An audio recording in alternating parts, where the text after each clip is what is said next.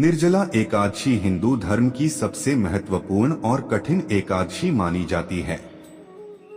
इसका विशेष महत्व इसलिए है क्योंकि इस दिन जल तक ग्रहण नहीं किया जाता। निर्जल बिना जल के।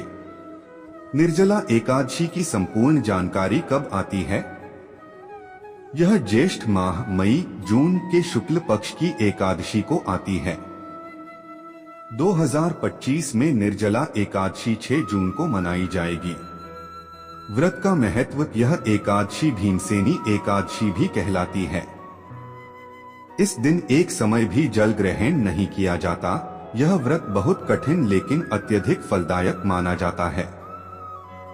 शास्त्रों में कहा गया है कि सभी 24 एकादशियों के व्रत का फल केवल निर्जला एकादशी करने से ही प्राप्त हो जाता है। पौराणिक कथा। भीमसेन व्रत कथा। महाभारत के भीम को भूख बहुत लगती थी।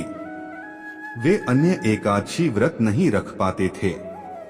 उन्होंने महर्षि व्यास से कहा कि वे व्रत का पुण्य तो चाहते हैं पर भूखा रहना नहीं होता।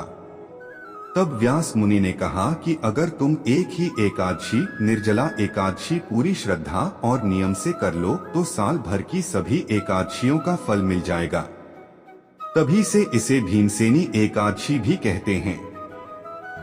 व्रत विधि कैसे करें? निर्जला एकादशी व्रत। एक दिन पहले दशमी सात्विक भोजन करें।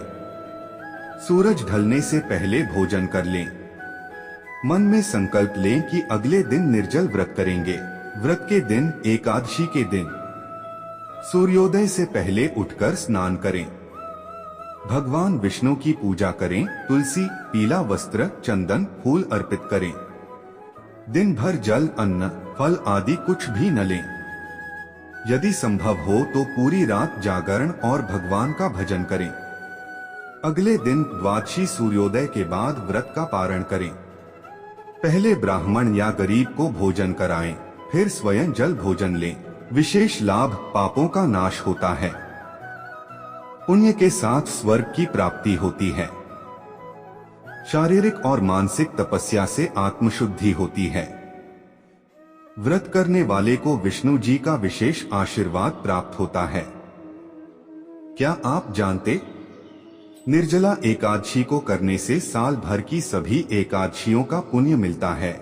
इसलिए जिनसे सभी एकादशियों का पालन नहीं होता उन्हें कम से कम इस एकादशी का व्रत जरूर करना चाहिए।